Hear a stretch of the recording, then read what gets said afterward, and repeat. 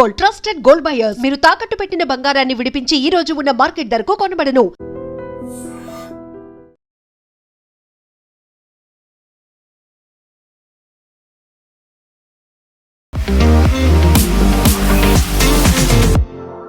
Welcome to I dream.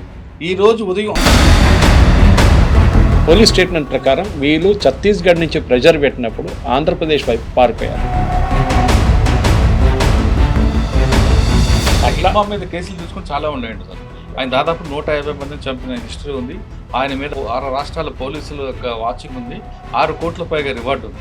ఆలోచించండి, ఒక్క కేసులోనే 50 లక్షల రివార్డు ఉన్నారు. దీనికి ఈ was a very tough fighter. Technical intelligence చాలా కశ్మీర్లో ఉన్న టెర్రరిస్ట్ ట్యాకిల్ చేస్తున్నప్పుడు చాలా మటుకు. ఇంతవరకు ఆంధ్రప్రదేశ్ పోలీసులు సైలెంట్గా ఉన్నారు అనుకున్నాం, కానీ వాళ్ళు ఒక స్లీపర్ సెల్ లాగా ఒక మంచి ఆపరేషన్లో ఈరోజు సక్సెస్ అయ్యారనే విషయాన్ని మాత్రం బయటపడింది. అంటే ఆంధ్రప్రదేశ్ పోలీసుల దగ్గర ఉన్న నెట్వర్క్ ఎలా ఉంది అనే విషయాన్ని ఈరోజు జరిగిన రంపచోడవరం ఘటన ప్రూవ్ చేస్తుంది. ఎక్కడో అబూజ్మడ్లో ఉన్న హిడ్మా ఆంధ్రప్రదేశ్లో ఈ ప్రాంతం పర్టికులర్గా మనం అనుకుంటున్న మారేడుమిల్లి ప్రాంతం రావడం ఏంటి, అక్కడ ఎన్కౌంటర్ జరగడం ఏంటి, దీని వెనక చాలా మందికి అనుమానం వ్యక్తం అవుతున్నాయి. ముఖ్యంగా పౌర హక్కు సంఘాలు మాత్రం ఇది బూటకు ఎన్కౌంటర్ అంటున్నారు. ఎక్కడి నుంచో తీసుకొచ్చి ఇక్కడ కొట్టారని వార్త వస్తుంటే, ఎక్కడో తీసుకొచ్చిన హిడ్మాలో మాత్రం హిడ్మాకి సంబంధించి ఆంధ్రప్రదేశ్లో ఎలాంటి కేసులు లేవు. ఆయన కేవలం ఛత్తీస్గఢ్, అబూజ్మడ్, మహారాష్ట్ర, గచ్చిరోలి ఈ ప్రాంతంలోనే ఆయన యాక్టివిటీస్ ఉన్నదని ఇక్కడ వరకు లేవు. అయితే మరి హిడ్మా ఆ ప్రాంతంలో ఈ ప్రాంతంకి ఎందుకు వచ్చాడు? ఇక్కడ ఏమైనా షెల్టర్ తీసుకొని ఇక్కడ ఏమైనా యాక్టివిటీ చేయడానికి వచ్చాడా, లేదు ఇక్కడ ఎవరైనా ఆఫీసర్లకు సరెండర్ అవ్వాలని వచ్చాడా, షెల్టర్ ముసుగులో మరో విధ్వంసం చేయడానికి, పార్టీని బలోపేతం చేయడానికి ఇక్కడ వచ్చాడా, అనేక అనుమానాలు కనిపిస్తున్నాయి.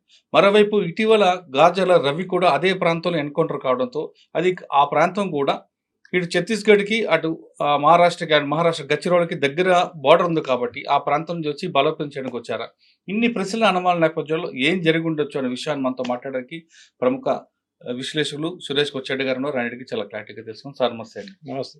ఈరోజు మంగళవారం ఉదయం 6 గంటలకి రంపచోడవరంలో ఒక టైగర్ పార్క్లో తుపాకుల చప్పుడు, అందులో 6 మావోయిస్టులు చనిపోయినట్లుగా వార్త. 6 ఫస్ట్ ఎవరు 6 అని గుర్తించేలోగా ఇది హిడ్మా అని పోలీసులు ప్రెస్ నోట్ రావడం, దాని తగ్గట్టు ఆంధ్రప్రదేశ్లో మేము ఖచ్చితంగా వాళ్ళ మీద వాచ్ ఉంది కాబట్టి మేము ఎన్కౌంటర్ జరిగింది, మా మధ్య ఎక్స్చేంజ్ ఆఫ్ ఫైర్ జరిగిందంటూ డీజీపీ గారి పేరు మీద ఒక లెటర్ కూడా వచ్చింది. వెంటనే హిడ్మా ఫోటో కూడా వచ్చింది. మిగతా 5 ఎవరు అని చర్చించేలోగా కాసేపట్లో హిడ్మా భార్య అని, హిడ్మా సెక్యూరిటీ వాళ్ళని వచ్చాయి. ఈ పార్ట్ 6 నుంచి 8 గంటల 9 గంటల వరకు జరుగుతున్న నేపథ్యంలోనే విజయవాడలో మరో వార్త కలకలం రేపింది. విజయవాడ కానూరు సమీపంలో ఒక ఇంట్లో మావోయిస్టులు తలదాచుకున్నారని, విజయవాడతో పాటు ఏలూరు, కాకినాడ వాళ్ళు తలదాచుకున్నారని ఆ ప్రాంతంలో మాకు ఇన్ఫర్మేషన్ వచ్చింది కాబట్టి మేము రైళ్లు చేసాం. విజయవాడలో 25 మంది, ఏలూరు దగ్గర ఒక 10 మంది, కాకినాడలో మరికొంతమంది దొరికారంటూ మరొక వార్త వచ్చింది. దానికి దీనికి లింక్ ఉందా, లేదు ఈ విధంగానే స్క్రీన్ ప్లే లేరా అన్నది ఒక వార్త పక్కన పెడితే, హిడ్మా అనే వ్యక్తి సెంట్రల్ కమిటీ మెంబరు. ఆయన చుట్టూ దాదాపు 3 లేయర్స్ 3 లేయర్స్ సెక్యూరిటీ ఉంటుంది. AK-47లతో ఉంటారు వాళ్ళు. అటువంటి వ్యక్తి 6తోనే ఎలా వచ్చాడు బయటికి? ఇక్కడ దొరికిన వాళ్ళందరూ కూడా Hidma gang, Hidma security guard అంటే పోలీసులు చెప్తున్నారు. అంటే మెయిన్ వ్యక్తిని సెంట్రల్ కమిటీ మెంబర్ని పక్కన పెట్టి ముందు వీళ్ళు ఎందుకు వస్తారు? ఇన్ని చాలా అనుమానాలు కనిపిస్తున్నాయి. మీకున్న సమాచారం ప్రకారం ఏం జరుగుతుండొచ్చు? ఈ న్యూస్ మురళి గారు మీరు ఒకటి చూసుంటారు, నేషనల్ లెవెల్లో వైరల్ అయింది ఫస్ట్. లోకల్ లెవెల్లో వైరల్ అయ్యాను. మహేష్ కుమార్ లాడా గారు ప్రెస్ కాన్ఫరెన్స్ అడ్రస్ చేసే ముందే నేషనల్ లెవెల్లో చాలా మటుకు ఇది సెన్సేషన్ క్రియేట్ చేసింది. అన్ని మీరు ఏ ఛానల్ అయినా చూడండి, అందరు కవర్ చేశారు. హిడ్మా అంటే టాప్ మోస్ట్ లీడర్ కదా, అందుకోటి సీనియారిటీ చూస్తే junior leader in terms of hierarchy కాదు, ఏజ్ వైస్ అన్నమాట.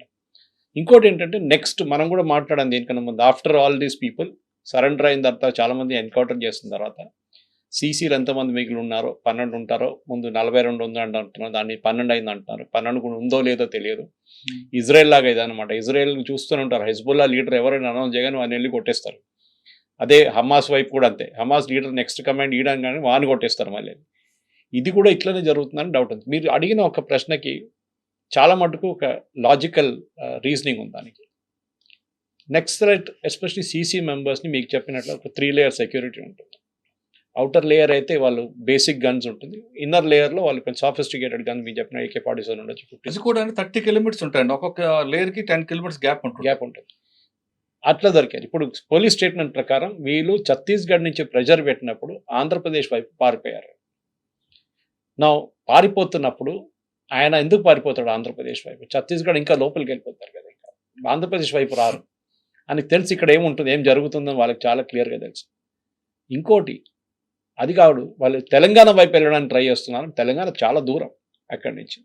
తెలంగాణ వైపు రావడం అంటే అట్లీస్ట్ మీరు 300 కిలోమీటర్ 200-300 కిలోమీటర్ ట్రావెల్ చేయాల్సింది, అడవి అంటే అంతా. తెలంగాణకి దీనికి ఒక 50 కిలోమీటర్ డిస్టెన్స్ అండి. ఇప్పుడు ఆయన ఉన్న అబుజ్మండ్ నేషనల్ పార్క్ దగ్గర నుండి ఇప్పుడు మన మారేడుమిల్లి రావడానికి 320 కిలోమీటర్లు కనిపిస్తుంది. కనిపిస్తుంది. అది తెలంగాణకి రావాలంటే కర్రిగుట్టలు, భద్రాచలం, వెంకటాపురం, చెర్ల ఇటువైపు రావాలంటే మరొక 50 కిలోమీటర్ ఎక్కువ అవుతుంది. ఎక్కువ అంటే అక్కడ నుండి ఇటు రావడానికి కర్రిగుట్టల వైపు అంటే తెలంగాణ పోలీసులు ఫేస్ చేస్తున్నారు కాబట్టి, ఎదురొస్తున్నారు కాబట్టి ఇక్కడ గతంలో ఈ ప్రాంతం అంతా కూడా బాగా పట్టున్న ఏరియా, ప్లస్ కొంత లోకల్గా వాళ్ళకి సింపజర్ ఎక్కువ ఉన్నారు.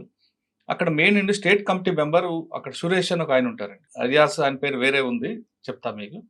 ఆయన యాక్టివిటీ ఎక్కువ ఉంది, ఒక 20 అంటే కలిమెల బలిమెల ఆ ప్రాంతం అంతా కూడా ఆయన ఎక్కువగా చూపిస్తున్నాడు కాబట్టి ఆయన సపోర్ట్ ఇస్తాడనే ఉద్దేశం ద్వారా వచ్చానే ఉండవచ్చు. లేదు ఇక్కడ షెల్టర్ తీసుకొని ఆంధ్రప్రదేశ్లో ఎలాగ మూవ్మెంట్ పూర్తిగా డ్రాప్ అయింది కాబట్టి ఆంధ్రప్రదేశ్లో మూవ్మెంట్ మరొకసారి బలోపేతం చేయడానికి ఏమైనా యాక్టివేట్ చేయడానికి రా ఉండొచ్చు. ఈ రెండింటిలో ఏదైనా కావచ్చు.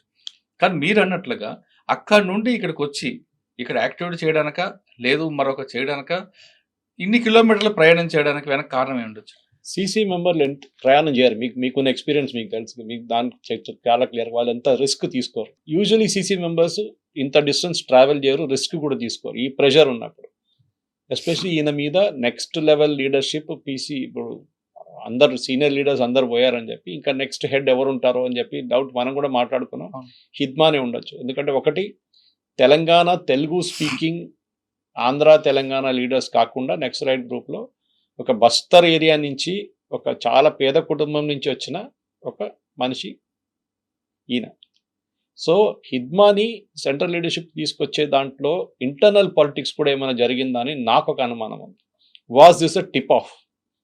ఎందుకంటే అక్కడ ఇంటర్నల్, ఇప్పుడు మన వేణుగోపాల్ సరెండర్ దగ్గర చూసాం మనం చాలా మటుకు వాళ్ళ నడిమిట్లోనే వాళ్ళ దాంట్లోనే పాలిటిక్స్ చాలా నడుస్తుంది. You are privy to lot of information. మీరు ఆఫ్ ద రికార్డ్ చెప్పొచ్చు, ఆన్ ద రికార్డ్ మీరు చెప్పరు, కానీ వాళ్ళ నడిమిట్లో చాలా పాలిటిక్స్ నడుస్తాయి. క్లాస్ ఎనిమీ కానివ్వండి, అప్పుడున్న ఒరిజినల్ మొదలైన కొండపల్లి సీతారాం ఆ టైం నుంచి మొదలైన నక్సల్ మూవ్మెంట్ ఫిలాసఫీ కూడా పోయింది మొత్తం. మైన్ కాంట్రాక్టర్ దగ్గర 2%, 3% కమిషన్ తీసుకొని వాళ్ళ ప్రాజెక్ట్ నుంచి వచ్చే డబ్బులు తీసుకొని వాడుకుంటున్నారని చెప్పి వచ్చింది. ఇదే టైంలో నాకెక్కడ డౌట్ వస్తుందంటే ఇది ఆంధ్ర వైపు రావడం ఏంటనేది నాకు ఇప్పుడు కూడా నాకు అసలు I cannot fathom the reason. ఇది ఎన్కౌంటర్ అంటే మన అందరికి తెలిసిందే, దట్ సింపుల్ స్టోరీ. పోలీసు వాళ్ళు నక్సలైట్ చేతులు దొరికితే వాళ్ళు చంపేస్తారు, నక్సలైట్స్ పోలీసు వాళ్ళ చేతులు దొరికితే వీళ్ళు చంపేస్తారు. చాలా క్లియర్ అనమాట. అంటే ఈ నక్సలైట్స్ని తీసుకెళ్ళి హిద్మాని తీసుకెళ్ళి మీరు కోర్టులో ప్రెజెంట్ చేసి ఎవిడెన్స్ ఇవ్వడం అనేది ఇంపాసిబుల్ ఉంటుంది, జరగదు కూడా. 64 మంది సిఆర్పిఎఫ్ జవాన్స్ చంపిన మనిషి, అది కాకుండా కాంగ్రెస్ లీడర్స్, చాలా సీనియర్ కాంగ్రెస్ అందరిని చంపిన మనిషి. హిద్మా మీద కేసులు తీసుకుని చాలా ఉన్నాయండి సార్. ఆయన దాదాపు 150 మందిని చంపిన హిస్టరీ ఉంది. ఆయన మీద 6 రాష్ట్రాల పోలీసుల యొక్క వాచింగ్ ఉంది. 6 కోట్ల పైగా రివార్డు ఉంది.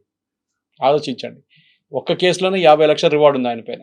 అది ప్రాబ్లం ఎక్కడ వచ్చిందంటే ఈయన అడ్వాంటేజ్ రాదు. ఈయన చిన్నప్పటి నుంచి జాయిన్ అప్పుడు నేను చదివిన దాని ప్రకారం రీసెర్చ్ చేసినప్పుడు ఈయనకి ఈ was a very tough fighter అంట, చాలా మటుకు ఫాస్ట్ ప్రమోషన్ వచ్చిందంట పైకి. ఇది కూడా బహుశా నక్సలైట్ మూవ్మెంట్లో కొంతమందికి నచ్చలేదో నాకు అనిపిస్తుంది. ఎందుకంటే end of the day that is the politics all about. వాళ్ళ దాంట్లో 70, 60, 70 సంవత్సరాలు, 72 సంవత్సరాలు, 74 సంవత్సరాల లీడర్స్ కూడా చాలా మంది ఉన్నారు. మీకు తెలిసి 50 సంవత్సరాలకి this is young compare to very young. Rahul Gandhi age అని చెప్పొచ్చు, కానీ రాహుల్ గాంధీ కానీ తక్కువ ఏజ్.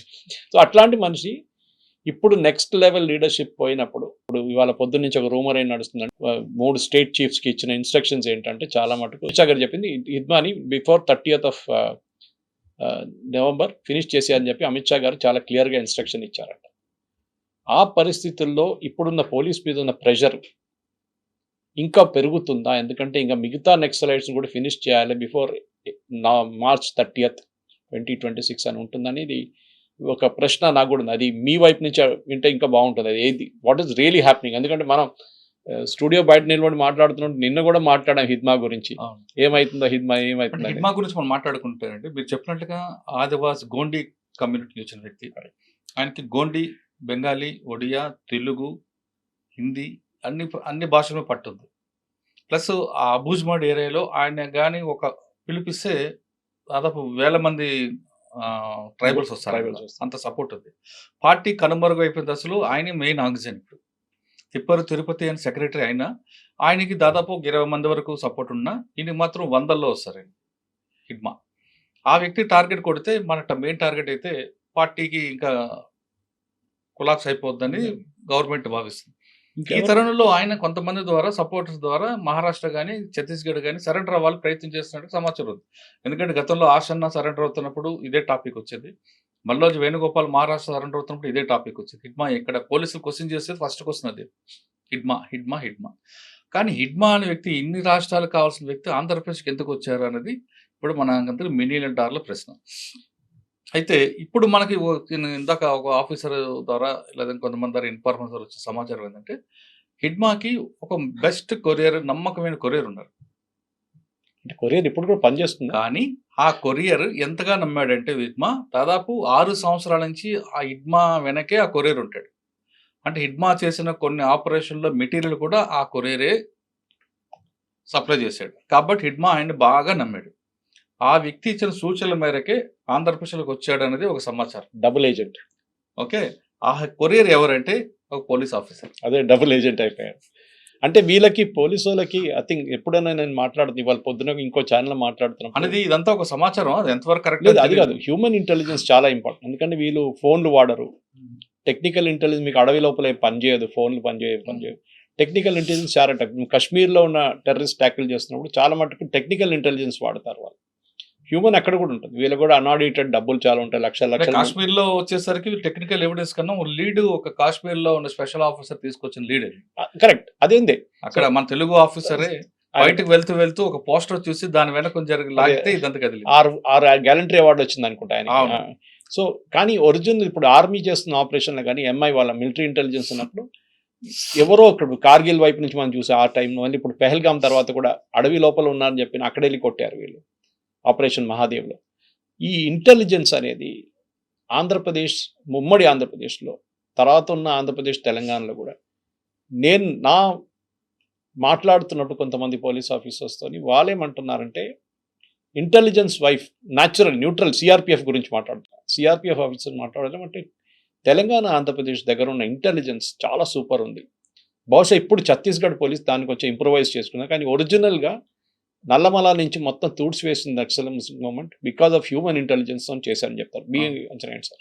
అంటే మీరు చెప్తున్నప్పుడు నల్లమల టాపిక్ వచ్చింది కాబట్టి నేను చెప్పిన ఛత్తీస్గఢ్కి హిడ్మాకి సంబంధించిన కొరియర్ కూడా గతంలో నల్లమలలో పనిచేసిన ఆఫీసర్. అక్కడ కూడా కనెక్షన్ ఉంది. అక్కడ ఆయన ఇంటెలిజెన్స్ బాగుంది కాబట్టి నల్లమలలో పూర్తిగా వాష్అవుట్ అయిపోయింది. ఆ ఆఫీసర్ ఇంకా ఇప్పుడు కంటిన్యూ అవుతున్నారు. ఆయన ఇచ్చిన ఇన్ఫర్మేషన్ తీసుకొచ్చారు. అంటే ఆయనకి ఇంటెన్షన్ కూడా ఎన్కౌంటర్ చేయాలని కాదండి, గవర్నమెంట్ ముందు సరెండర్ చేయాలనేదే ఆయన తీసుకొచ్చారనేది ఒక సమాచారం. కానీ ఇక్కడికి వచ్చేసరికి ఆ విషయం బయటికి లీక్ అవ్వడం, అంటే సెంట్రల్ గవర్నమెంట్కి వెళ్ళడం, వాళ్ళు ఇచ్చిన డైరెక్షన్లో జరిగిందనేది ఒక రూమర్. అది ఎంతవరకు అని కరెక్ట్ అని తెలియదు.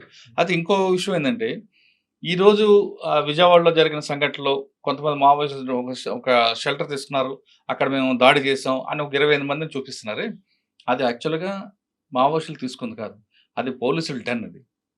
ఓకే, అనేది ఒక అంటే ఇన్ఫర్మేషన్. పోలీసులు దాన్ని ఆ బిల్డింగ్ పెట్టుకొని ఎవరినైనా ఇంట్రాగేషన్ చేయాలంటే ఆ బిల్డింగ్ లో చేస్తుంటారని, వీళ్ళని కూడా తీసుకొచ్చి అక్కడ పెట్టారని.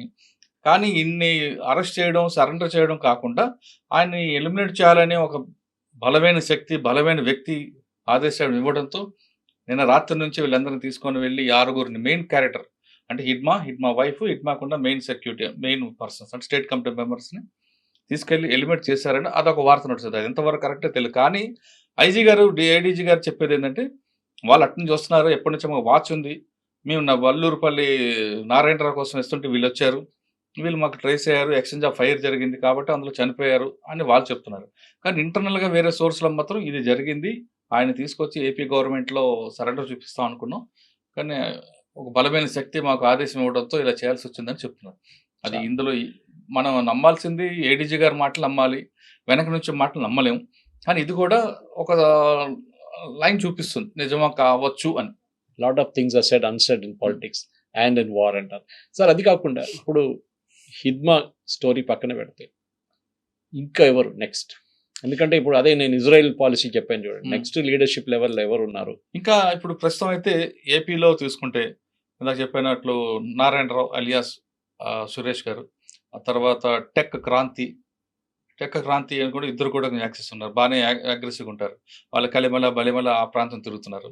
ఇక్కడ తెలంగాణ వైపు తీసుకుంటే బడే చొక్కారావు, ఆ తర్వాత కొయ్యూడు సాంబర్ శివుడు, ఆ శివుడు కదా ఇంకో సాంబడు, తర్వాత ఆజాద్, బడే చొక్కారు, తర్వాత దామోదర్, వీళ్ళు ఒక మూమెంట్ ఉంది.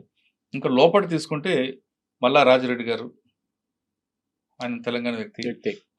అదే విధంగా తిప్పర్ తిరుపతి వ్యక్తులు కూడా వచ్చారంటున్నారు, అది కాదు నమ్మను. తిరుపతి సంబంధించి సెక్యూరిటీ కూడా విజయవాడ వచ్చారంటున్నారు. వాళ్ళు ఎప్పుడు అలా రారు, వాళ్ళు ఏమైనా స్పెషల్ పార్టీ కాదు, ఇక్కడికి వచ్చే ముందు చెక్ చేయడానికి. వాళ్ళకున్న టార్గెట్ ఎవరో వాళ్ళ చుట్టే తిరుగుతారు తప్ప వాళ్ళు ముందుకు రారు. ఆయన ఒకరు ఉన్నారు, ఆయనతో పాటు మల్లా రాజారెడ్డి గారు ఉన్నారు. తర్వాత మెయిన్ ముప్పాల లక్ష్మణరావు అలియాస్ గణపతి ఎక్కడున్నారు? ఆయన నేపాల్ బార్డర్లు ఉన్నారు.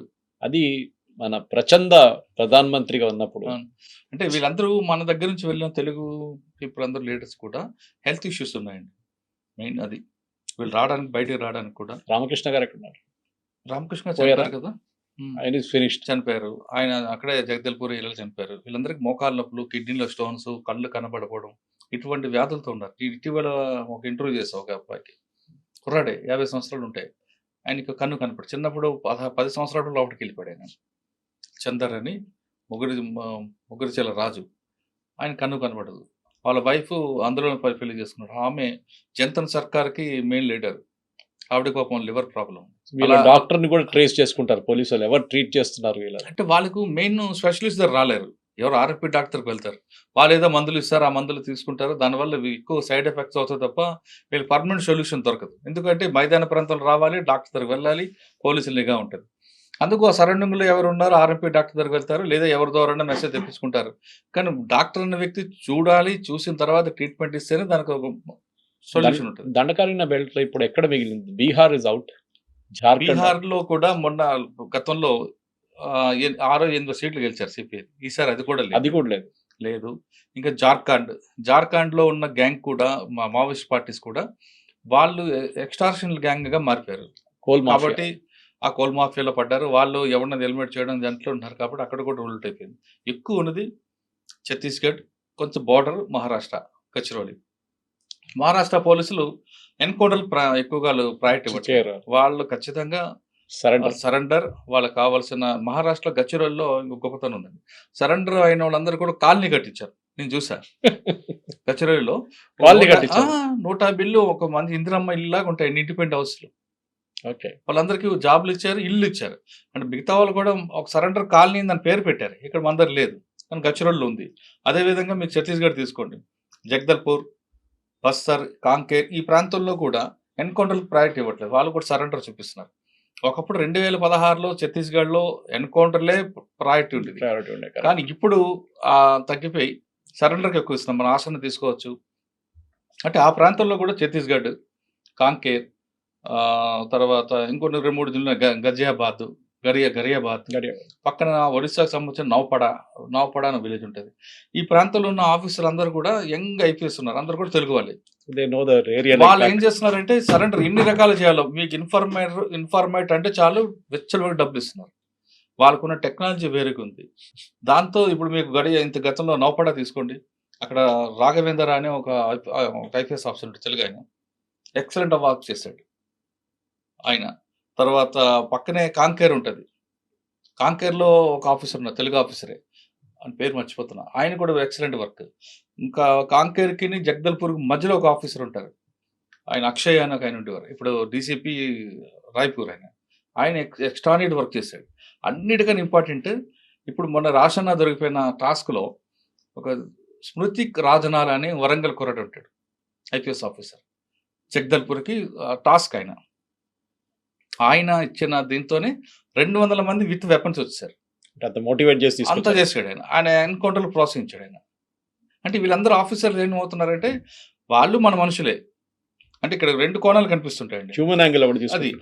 అంటే నక్సల్స్ మూవ్‌మెంట్ అనేది లా అండ్ ఆర్డర్ ఇష్యూవా, సోషియో ఎకనామిక్ ప్రాబ్లమా అనేది ఒక చర్చ వచ్చింది వాళ్ళలో. వీళ్ళు సోషియో ఎకనామిక్ ప్రాబ్లమ్ అని గుర్తించారు. లా అండ్ ఆర్డర్ ఇష్యూ కాదని. ఇది ఫెయిల్ అవుతేనే ఇది ఓవర్‌కమ్ అయితేనే లా అండ్ ఆర్డర్ అవుతది కాబట్టి అసలు ముందు రూట్స్‌లోనే మనం కట్ చేద్దాం అనుకుంటే వీళ్ళేం చేస్తున్నారంటే విలేజ్‌లకి వెళ్ళడం, వాళ్ళతో రెగ్యులర్‌గా కాంటాక్ట్ అవ్వడం, వాళ్ళతో మాట్లాడడం, యూత్ అందరికి జాబ్‌లు ఇప్పించడం, అడవే కాదురా ప్రపంచం అని వాళ్ళ సిటీ‌లకి తీసుకురావడం, బాంబే, జగదల్పూర్ ఇవి తీసుకెళ్ళి వాళ్ళకి కూర్చోపెట్టి 2 రోజులు చూపించడం, ఇది ప్రపంచం అని. ఇలాగ మోటివేట్ చేసిన వల్ల యూత్ కూడా అటు వెళ్ళడం మానేసింది. బాగా తగ్గిపోయారు. కొంతమంది ఉన్నారు. కానీ వాటిని కూడా కంట్రోల్ చేస్తున్నారు. ఈ విధంగా చేపట్టి వాళ్ళలో కూడా ఆసన లాంటి వాళ్ళు గాని, మల్లోజు వేణుగోపాల్ గారు గాని వీళ్ళందరూ రాక స్టార్ట్ చేశారు. దీనికి అక్కడ ఛత్తీస్‌గఢ్ గవర్నమెంట్ అవ్వచ్చు, మహారాష్ట్ర గవర్నమెంట్ అవ్వచ్చు, సెంట్రల్ గవర్నమెంట్ అవ్వచ్చు. అంటే 3 రకాల వేస్ తీసుకున్నారండి. 3 నంబర్ 1 మీరు ట్రాఫిక్‌లో ఉంటాయి ట్రిపుల్ ఈ అని. ఎన్ఫోర్స్‌మెంట్ ఎడ్యుకేషన్, ఎన్ఫోర్స్‌మెంట్, లాస్ట్‌లో ఇంజినీరింగ్. ఓకే. లాస్ట్‌లో ఎన్ఫోర్స్‌మెంట్ ఉంటది. అలా ఇక్కడ కూడా ఏం చేస్తున్నారు వీళ్ళు ముందు వాళ్ళందరూ తీయడం, కలవడం, ఇంటరాక్ట్ అవ్వడం. నంబర్ 2 వాళ్ళకి ఉద్యోగాలు ఇవ్వడం, ఆ డెవలప్‌మెంట్ చూపించడం. నంబర్ 3 అప్పుడు ఎన్‌కౌంటర్‌కి వెళ్తున్నారు. ఈ 3 స్టేట్‌లు. మెల్లోజీ వేణుగోపాల్ గారిని బ్రాండ్ అంబాసిడర్ చేశారు ఎవరు? బ్రాండ్ అంబాసిడర్స్ అదొక చర్చ వస్తది. ఇదే మల్లోజు వేణుగోపాల్ గారు ఇప్పుడు ఆ పనిచేస్తున్న ఛత్తీస్‌గఢ్ ఏరియాల గతంలో జల్ జంగల్ జమీన్ అదే క్యాంపెయిన్ ఉండే వాళ్ళది. వాళ్ళ క్యాంపెయిన్. దానికోసం మహారాష్ట్రలో లాయిడ్ కంపెనీ ఉంటది. Mining company. వాళ్ళదే బ్రాండ్ అంబాసిడర్ అన్నమాట. దానికి వాళ్ళు ఇచ్చారు. ఆ కంపెనీ మీద యాంటీగా పనిచేశాడు ఈయన. ఇప్పుడు వాళ్ళు ఏం చేశారంటే మా బ్రాండ్ అంబాసిడర్ అని అంటున్నారు, ఆఫర్ ఇచ్చారంటే ఆయన యాక్సెప్ట్ చేస్తాడా లేదా అనేది ఆయన ఇష్టం అనుకోండి. కానీ మావోయిస్ట్ పార్టీ మాత్రం ఖచ్చితంగా ఒకవేళ ఈయన యాక్సెప్ట్ చేస్తే వాళ్ళు చాలా గుర్రుగా ఉంటారు. ఇది ఒక పార్టీ నడుస్తుంది. ఇక ఛత్తీస్గఢ్లో ఒక పార్టీ నడుస్తుంది. మొత్తం మీద తీసుకుంటే అయితే రావాలి, వచ్చిన వాళ్ళు మా దగ్గర ఉండాలి, లేదా ఎన్కౌంటర్ అవుతారు అన్న మెసేజ్ పంపించారు. అది ఎంతవరకు అవుతుంది అనేది చెప్పాలి. తెలంగాణలో గ్రే హౌండ్స్ చాలా రోజులు టార్గెట్ ప్రాక్టీస్ ఏమి దొరకట్లేదు అనుకుంటాను. వాళ్ళు తెలంగాణ గ్రే హౌండ్స్ అని కానివ్వండి, ఆంధ్రప్రదేశ్ గ్రే హౌండ్స్ అని కానివ్వండి, వాళ్ళు రెగ్యులర్ గా ప్రాక్టీస్ ఉంటుందండి. అంటే నేనేం చెప్పాను ఆంధ్రాకి ఇప్పుడు ఈ ఎన్కౌంటర్ జరిగింది కొంచెమైనా ఉంది. తెలంగాణలో అంత యాక్టివిటీ ఎక్కువ జరగట్లేదు. ఆంధ్రప్రదేశ్ లో చేసింది గ్రే హౌండ్స్ ఎవరు చెప్పారు? కాదే, కొత్త గ్రూప్ ఎవరు ఉన్నారా? లేదు, పోలీస్ గ్రూప్ అండి. Regular. Regular group. అది వీళ్ళు వెళ్ళి ఆపరేషన్ చేయ రియల్ ఎన్కౌంటర్ అంటే ఆపరేషన్ కి వెళ్ళాలి, అంత పెద్ద కథ ఉంటుంది. ఇది అంతే. అంతే. ఇంకోటి సార్, కే వ్యాస్ గారు, Hmm. ఉమేష్ చంద్ర గారు, వీళ్ళందరూ మీరు చెప్పిన ఈ పేర్లు చిన్న ఇప్పుడున్న ఐపీఎస్ ఆఫీసర్ కానీ వాళ్ళకంతా రోల్ మోడల్ వాళ్ళు ఉండే. అవును. ఆ లెవెల్ నుంచి నెక్సలిజం ఇక్కడ దాకా వచ్చిందంటే ఈ young group of committed police officer, ఒక టైంలో విజయ్ కుమార్ అనుకుంటా మన వీరప్పన్ అవును. హంట్ చేసిన ఆయన ఉండే. అవును. ఇట్లాంటి డెడికేటెడ్ పోలీస్ ఆఫీసర్ శ్రీనగర్ లో మన తెలుగు ఆయన ఒక ఆయన, సందీప్ చక్రవర్తి ఉన్నారు. ఇట్లాంటి యంగ్ పోలీస్ ఆఫీసర్స్ ని ఐడెంటిఫై చేసి పోస్ట్ చేయడంలోనే క్రూషియల్ ఉంటుందా ఈ నక్సల్ మూవ్మెంట్ ట్యాకిల్? ఎందుకంటే మీరు సోషల్ దాని గురించి మాట్లాడారు. Hmm. సో సుక్మాకి ఒక బస్సు రావడమో లేకుంటే యూనో ఒక స్కూల్ కట్టడమో. ఎందుకంటే ఇప్పుడు మీరు బస్తాలు. ఊరు ఉంది పువర్తి, ఆ ఊర్లో బస్సు వచ్చింది, అదే అంటాను. ఆ ఊర్లో టీవీ లాంచ్ చేశారు. ఆ ఊర్లో పువర్తి 75 సంవత్సరాల తర్వాత స్వాతంత్రం వచ్చింది ఎప్పుడో. అదే ఊర్లో ఛత్తీస్గఢ్ హోమ్ మినిస్టర్ గారు వెళ్ళి వాళ్ళ అమ్మగారితో మాట్లాడారు, ఆమెతో రిక్వెస్ట్ పంపించారు. అయినా వాళ్ళు ఏంటంటే ఒక సిద్ధాంతం నమ్మారండి. ఆ సిద్ధాంతం నమ్మి వాళ్ళు బయటకు రాలేరు. ఎందుకంటే దాదాపు 20-30 సంవత్సరాల ఆ సిద్ధాంతం కోసం వాళ్ళు పోరాటం చేశారు. ఇది సిద్ధాంతం అనేది దీర్ఘకాల యుద్ధం. ఇది Correct. ఈ దీర్ఘకాల యుద్ధంలో వాళ్ళు ఏం చెప్తారంటే ఫినిక్స్ పక్షి లాంటి మనం అంటారు. ఫినిక్స్ పక్షి ఏ విధంగా ఉంటుంది, ఎప్పటికైనా వస్తుంది అనేది ఆశాభావంతో ఉంటారు. Correct. కానీ మారుతున్న పరిస్థితులు ఏంటి, సమాజంలో మారుతున్న మార్పులు ఎలాగ వస్తున్నాయి, ప్రజలు ఏం కోరుకుంటున్నారు అనే విషయాన్ని పార్టీ మర్చిపోయేది. కాబట్టి ఈ దెబ్బ మీద దెబ్బ తగులుతుంది. అదే వాళ్ళు కేవలం ఆదివాసీలకు ఏ విధంగా డెవలప్ చేశారో, వాళ్ళు రాజకీయ చైతన్యం కల్పించారో, అదేవిధంగా మిగతా సమాజం చుట్టుపక్కల మైదాన ప్రాంతాల్లో ఉన్న సమస్యల మీద గుర్తించి అక్కడ కూడా వాళ్ళని మోటివేట్ చేయడంలో, అంటే మిగతా మావోయిస్ట్ పార్టీ వస్తే కాదు, వాళ్ళకు ముందు ఫ్రంట్ ఆర్గనైజేషన్ ప్రజా సంఘం అవి విఫలమైనది చాలా క్లారిటీ ఒకటి. విఫలమైంది. ప్రజా సంఘం అని నేను మొన్న చెప్పి ఒక మాజీ మావోయిస్ట్ కూడా ఇంటర్వ్యూలో ఆయన ఒప్పుకున్నాడు కూడా. ట్రేడ్ యూనియన్ పార్టీకి మెయిన్ లీడర్ పట్టు ట్రేడ్ యూనియన్స్, కార్మికులు వాళ్ళకి. సిటీలో అన్ని ప్రాంతాల్లో కూడా మీకు ఎర్ర జెండా కనిపిస్తుంది, ప్రతి కంపెనీ దగ్గర కూడా. ఓకే, మీకు మావోయిస్ట్ పార్టీ లీడ్ చేస్తున్న ఛత్తీస్గఢ్ కానీ మహారాష్ట్రలో కానీ కంపెనీలో ఒక్కరు ఎర్ర జెండా కనపడదు. దానికి కారణం ఏదంటే ఫెయిల్ అయ్యాం ఆయన ఒప్పుకున్నాడు. అంటే వాళ్ళు ఇనిషియల్ స్టార్ట్ చేసిన మూమెంట్ నాకు ఇప్పుడు కూడా మురళి గారు గుర్తుంది. ఇప్పుడు మీకు సికాసా తీసుకోండి, ఆ. సింగరేణి కార్మిక సంస్థ, అది చెప్పడానికి అక్కడి నుంచి వచ్చారు సింగరేణి ఇప్పుడు. అక్కడి నుంచి వచ్చిందండి పార్టీ. Correct. అది మరి అదే సికాసాలో ఉన్న పనిచేస్తున్న వ్యక్తి పుల్లూరు ప్రసాదర్ గారు ఛత్తీస్గఢ్ లో ఉన్నాడు, కర్రెలగుట్ట ఆ ప్రాంతంలో ఉన్నారు ఆయన. మరి ఏది అక్కడ ఉన్న మైనింగ్ కంపెనీ దగ్గర ఒక జడ్డ ఎందుకు ఎగరదంటే ఆన్సర్ లేదు, ఫెయిల్ అయ్యామంటున్నారు. అందుకే నేను ఉస్మానియాలో చదువుతున్నప్పుడు ఆ టైంలో పీడిఎస్యు, ఆర్ఎస్యు వీళ్ళందరూ ఫ్రంటల్ ఆర్గనైజేషన్స్ ఉండే రిక్రూట్మెంట్ చాలా మాట. రాడికల్స్ లేదు. రాడికల్ ఉస్మానియా యూనివర్సిటీ కానీ కాకతీయ కానీ ఆ టైంలో ఆర్ఈసి వరంగల్ కానీ ఇక్కడ నుంచే ఇంజనీర్స్ యూజువల్లీ వీళ్ళు వాళ్ళ మీద నిఘా ఉంటుంది, ఎప్పుడు వాళ్ళనే రిక్రూట్ చేస్తారు, వాళ్ళనే చేస్తారు. ఇప్పుడు వినబడుతుంది ఏంటంటే మురళి గారు, అండ్ యూ కెన్ కరెక్ట్ మీ, ఈ బాటమ్ ఎండ్ నుంచి రిక్రూట్మెంట్ జరగట్లేదు. అవును. బాటమ్ ఎండ్ నుంచి కొత్త రిక్రూట్స్ వీళ్ళకి దొరకట్లేదు. One of the main reason naxalism fail అవుతుంది ఏంటంటే ఈ యంగ్ క్రాప్ ఇప్పుడు రావట్లేదు. వాళ్ళకి ఉద్యోగం వస్తూనే వాళ్ళు ఐటీ కంపెనీలో పనిచేస్తున్నారు, లేకుంటే ఫార్మాలో పనిచేస్తున్నారు, లేక ఎక్కడైనా పనిచేస్తున్నారు, కానీ దే ఆర్ నాట్ అట్రాక్ట్. అడవికి వెళ్ళి ముందున్న ఆ ప్యాషన్ మీరు చెప్పినట్ల అక్కడ వెళ్ళి ఉండడము, ఆ కష్టం 20, 30, 40 సంవత్సరాలు అడవిలో ఉండంటే it's not a joke.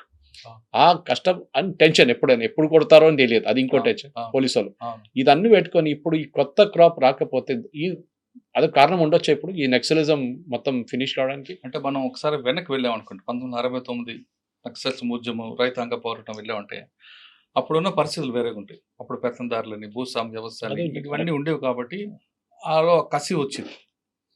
Okay, అప్పుడులో చదువుకున్న మీరు చెప్తున్న కొండపల్లి సీతారామయ్య కావచ్చు, లేదంటే మల్లోజు వేణుగోపాల్ కానీ, వాళ్ళ అన్నయ్య మల్లోజు కోటేశ్వరి అందరూ అగ్రవర్ణాలు, Brahmins. Correct, that is surprising actually. Brahmins కుటుంబం. ఇప్పుడు జంపాన్ ఉన్నారు, అన్న రెడ్డి.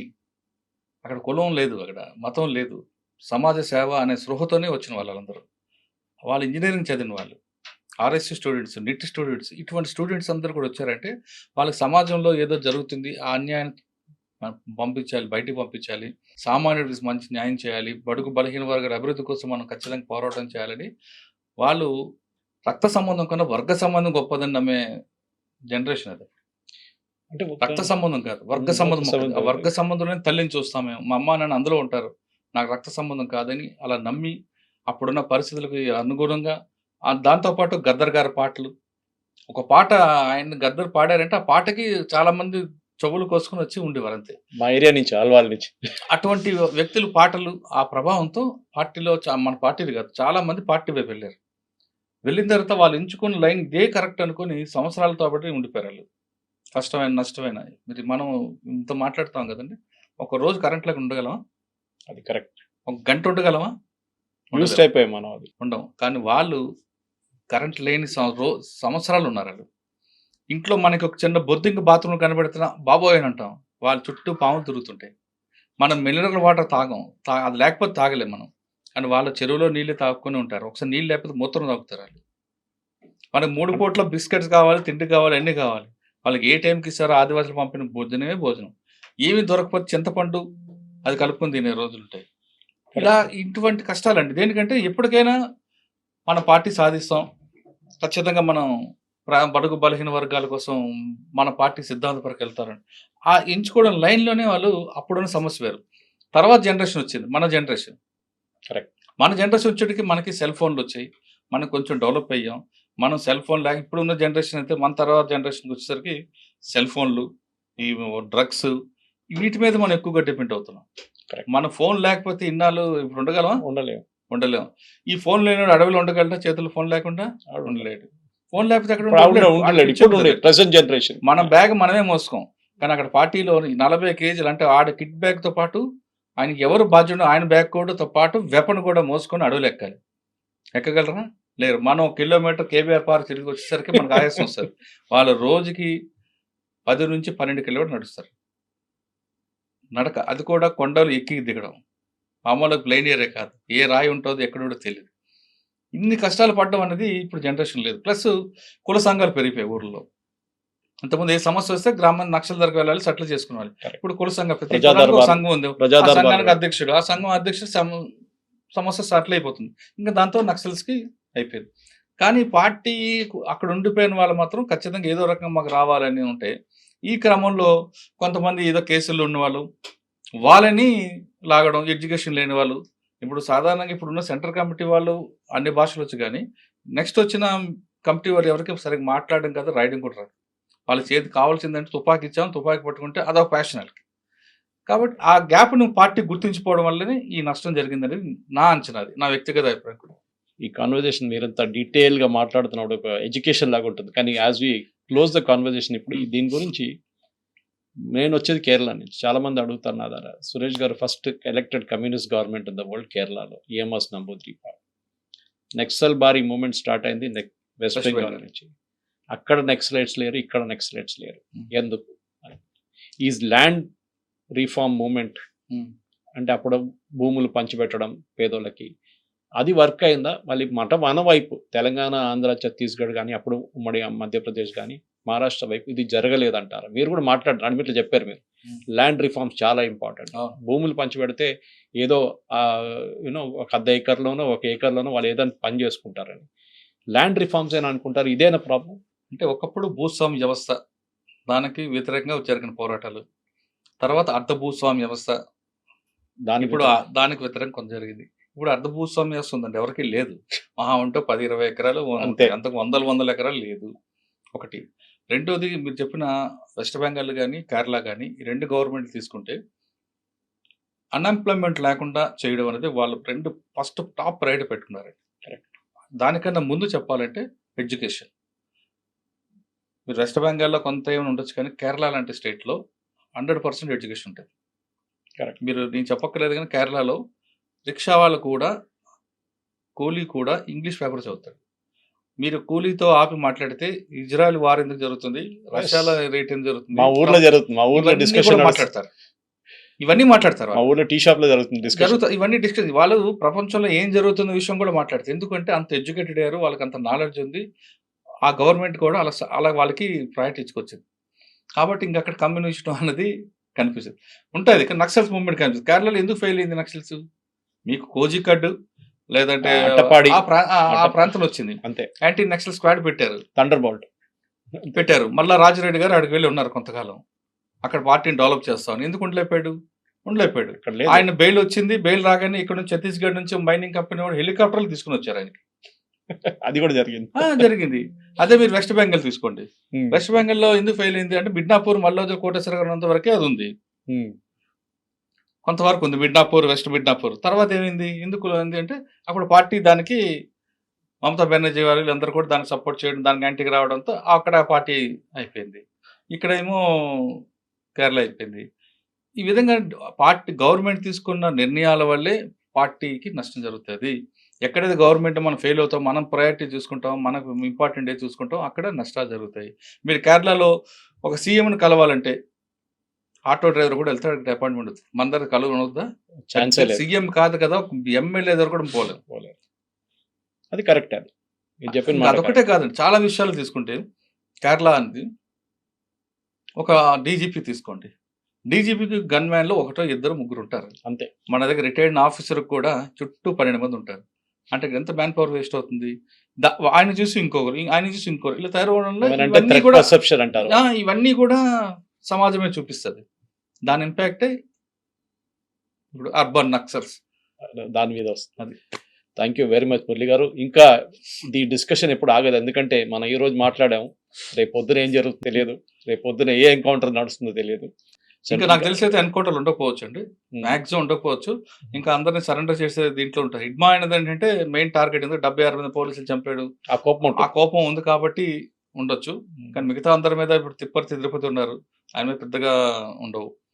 మల్లా రాజరెడ్డి గారు ఏజ్డ్ పర్సన్, ముప్పాల గణపతి గారు ఆయన ఏజ్డ్ పర్సన్, ఇంకా బడే చొక్కారావు లేదా ఆజాద్, వీళ్ళు కూడా సరెండర్ అయిపోతారు. ములుగు ఎస్పీ గారు అని ఒక ఇన్ఫర్మేషన్ ఉంది. సో మార్చ్ 30 దాకా వెళ్ళదు, దానికన్నా ముందు మార్చ్ వరకు కాదని ఇంకా బిఫోర్ వాళ్ళ టార్గెట్ కూడా మార్చ్ 26 ఇయర్ 26 అనేది పెట్టుకున్నారు. Thank you very much Murali garu, thank you very much. And for more videos, please subscribe to iDream. Please subscribe to iDream. Please subscribe iDream. And please subscribe to iDream. For more videos, subscribe to iDream. please like, share and subscribe to the channel. Congratulations, iDream. Subscribe to iDream. Subscribe to iDream. So subscribe to iDream Media. iDream ki iDream team andarki huge congratulations. Please subscribe iDream Media. Please subscribe to iDream. Subscribe iDream. Please subscribe to iDream. I dream అంటే నా కళల ఛానల్ను subscribe చేసుకున్న నోరు తిరుగుతలేదు. మీరైతే గంట గుర్తు కొట్టండి. For more such videos, please subscribe to iDream. Subscribe to iDream. Please subscribe to iDream. Please subscribe iDream Media. Please do subscribe to iDream. Please subscribe to iDream Media. For best entertainment and information, please subscribe iDream. And don't forget to subscribe to iDream.